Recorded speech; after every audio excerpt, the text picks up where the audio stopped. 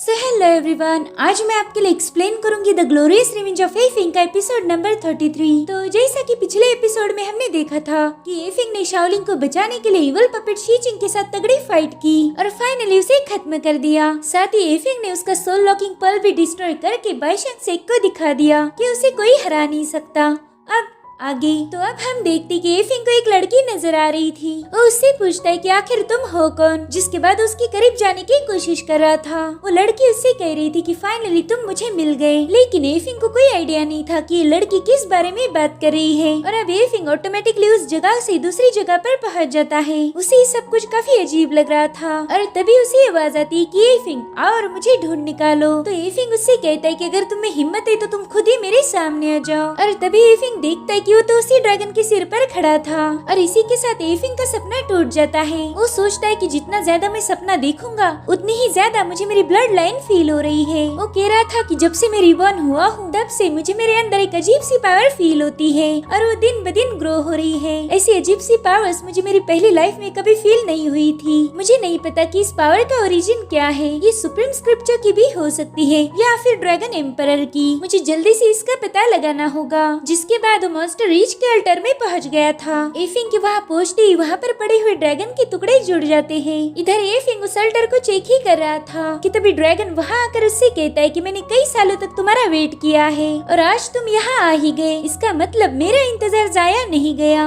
जिसके बाद वो ड्रैगन बड़ी ही तेजी से एफिंग पर हमला करने आ जाता है। तो एफिंग अपनी जान बचाने के लिए यहाँ से वहाँ भाग रहा था। एफिंग उससे कह रहा था कि तुमने मुझे यहाँ पर समन किया है, तो बताओ तुम मुझसे क्या चाहते हो। जिस पर वो ड्रैगन कह रहा था कि मैं सदियों से भूखा हूँ और मुझे एक जीनियस को टेस्ट करना था, इसलिए मैंने तुम्हें यहाँ बुलाया। तब तक एफिंग ने अपनी स्वॉर्ड को समन कर लिया था। वो ड्रैगन उससे कह रहा था कि जल्दी से मुझे तुम्हारी बॉडी दे दो। वो एफिंग को खाने के लिए उसके एकदम पास आ चुका था। तब एफिंग उसके सिर पर सवार हो जाता है। वो ड्रैगन उसे नीचे गिराने की पूरी कोशिश कर रहा था और तभी एफिंग को उसकी और ऐसे समझ आता है कि ये ड्रैगन एम्परर नहीं है बल्कि कोई और है। अब एफिंग तुरंत ही हवा में जंप करता है और फिर अपनी खास टेक्निक स्वॉर्ड की से उस ड्रैगन पर अटैक कर देता है। एफिंग के अटैक से उस ड्रैगन के टुकड़े टुकड़े होकर वो नीचे गिर चुका था। अब एफिंग भी नीचे आ जाता है। वो कह रहा था कि ऐसे यूजलेस ड्रैगन को मुझे मारने के लिए भेजना बहुत बड़ी बेवकूफी थी। अगर तुम मुझे मारना चाहते हो तो खुद आकर मेरे साथ फाइट करो। और तभी वहाँ पर एक बंदा पहुँच जाता है। वो कह रहा था एफिंग मुझे तुम्हारी लाइफ नहीं चाहिए बल्कि मुझे तो तुम्हारा फॉर्चून चाहिए। तुम्हारे पास बहुत ही स्पेशल ट्रेजर्स है, तो चलो अब स्टार्ट करते हैं। सबसे पहला तो मैं तुम्हारी कल्टीवेशन को डैमेज करूंगा और एफिंग मैं तुमसे वादा करता हूँ कि तुम्हें ज्यादा तकलीफ नहीं होगी। तो एफिंग उससे पूछता है कि क्या तुम 9 हेवंस डाउ पैलेस से हो। जिस पर वो बंदा कहता है एकदम सही तुक्का लगाया तुमने। हाँ, मैं 9 हेवंस डाउ पैलेस का इंस्पेक्टर जनरल हूँ और मेरा नाम है डीशा। तो एफिंग उसे गुस्से में कहता है कि अच्छा हुआ तुम मुझसे मिलने आ गए। अब तो ऊपर वाला भी अंदाजा नहीं लगा सकता कि मैं तुम्हारे साथ क्या करूँगा। जिसके बाद एफिंग बड़ी ही तेजी से उस पर अटैक करने के लिए जा रहा था, मगर तभी एक पावरफुल वॉल क्रिएट होकर एफिंग को दूर पुश करती है।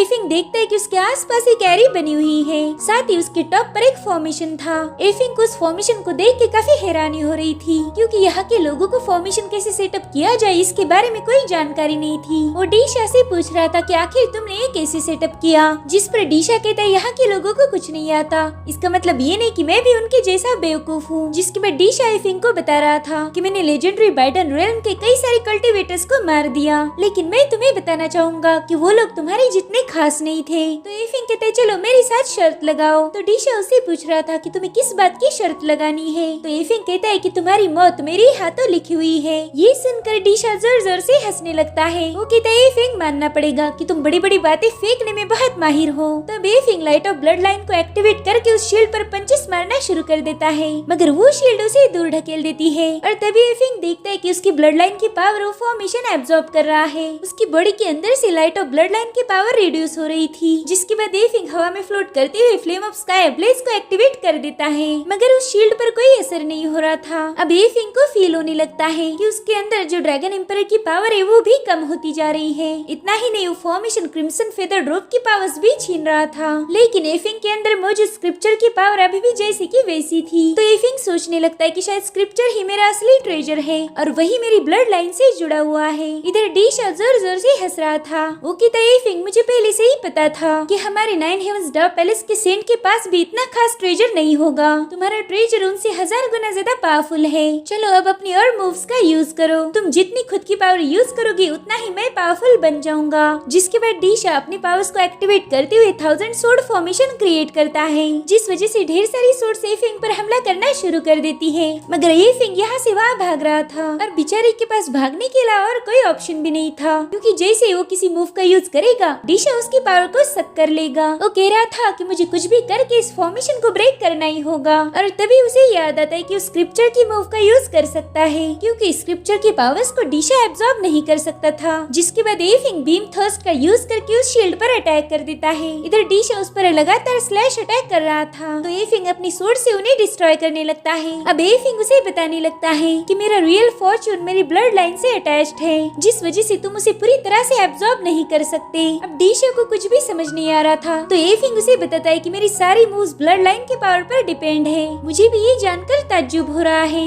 वाकई मैं एक अजीब सी दुनिया में आ पहुंचा हूँ। मुझे मेरे स्क्रिप्चर ने एक बेशकीमती तोहफा दिया है, जो कि है मेरी ब्लड लाइन, उसे कोई छीन नहीं सकता। जिसके बाद एफिंग उस शील्ड पर एक पावरफुल स्लैश अटैक कर देता है। वो अटैक उस हैरी को ब्रेक करते हुए डीशा को भी हिट करता है। अब डीशा एफिंग से कह रहा था कि तुम किस स्क्रिप्चर की बात कर रहे थे और इसका क्या मतलब हुआ कि तुम एक अलग दुनिया में आ पहुंचे हो। मुझे तो तुम्हारी बातें कुछ भी समझ नहीं आ रही। जिस पर एफिंग कहते चलो तुम पूछ रहे हो तो बता ही देता हूँ। मैं क्लाउड इल्यूजरी कॉन्टिनेंट का टॉप जीनियस अल्केमिस्ट हूँ और मेरा नाम है एफिंग। मैं हूँ फॉर्मेशन का ओरिजिनेटर। सबसे पहला फॉर्मेशन मैंने ही बनाया था। जिसके बाद वो जमीन पर अपना हाथ मार के उस फॉर्मेशन को रिवर्स कर देता है। इधर डीशा को तो ये सब देख के अपनी आंखों पर यकीन नहीं हो रहा था, तो तुरंत ही एफिंग पर अटैक करना शुरू कर देता है। मगर एफिंग उसके कई सारे अटैक्स को डिस्ट्रॉय कर रहा था और इधर डीशा देखता है कि उसकी सारी फॉर्चून एफिंग का फॉर्मेशन सक कर रहा है। तो वो एफिंग से गुस्से में कहता है कि तुमने मेरी फॉर्मेशन को ब्रेक किया तो क्या हुआ, मैं तुम्हें मार के तुम्हारी सारी फॉर्चून पर कब्जा कर लूंगा। जिसके बाद वो एफिंग पर पावरफुल पंच अटैक कर देता है, जिससे एफिंग बहुत दूर ढकेला गया था। वो कहता है कि इस बंदे की पावर्स तो बहुत ज्यादा डोमिनेटिंग है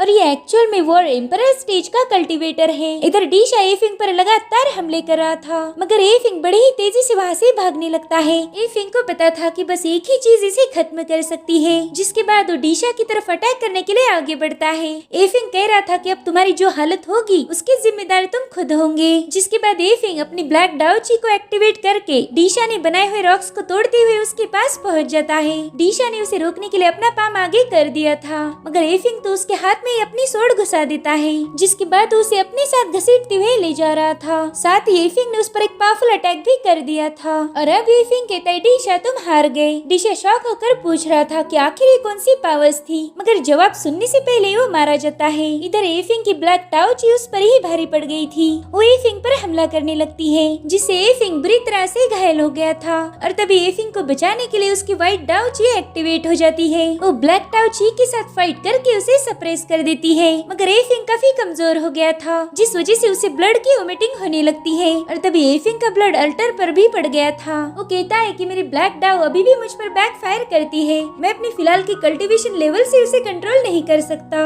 और तभी वो बेहोश हो जाता है, मगर उसके खून से वहाँ का अल्टर एक्टिवेट हो गया था, जिसमें मॉन्स्टर रीच के अंडरग्राउंड से एक लड़की आ जाती है। उसका नाम होंगलियान था और उसके माथे पर एक अजीब सा मार्क भी बना हुआ था। होंग उस अल्टर से बाहर आ जाती है। वो देखती कि वहाँ पर एक बंदा बेहोश पड़ा है। वो कह रही थी कि शायद इसी ने मुझे अवेकन किया है। और अब एफिंग के माथे पर भी उसके जैसा ही मार्क ग्लो कर रहा था। तो होंग कहती ये तो मेरे मास्टर है। दरअसल ये वही लड़की थी जो एफिंग के ड्रीम्स में आया करती थी। अब वो लड़की अपनी पावर्स को एक्टिवेट करके एफिंग को होश में लाने की कोशिश करती है। होंगलियान की पावर्स से पूरा अल्टर ग्लो कर रहा था। अब इस लड़की के साथ एफिंग का क्या कनेक्शन है ये हमें अगले एपिसोड में पता चलेगा। और इसी के साथ एपिसोड यहीं पर एंड हो जाता है। Thank you for watching. Bye bye, take care.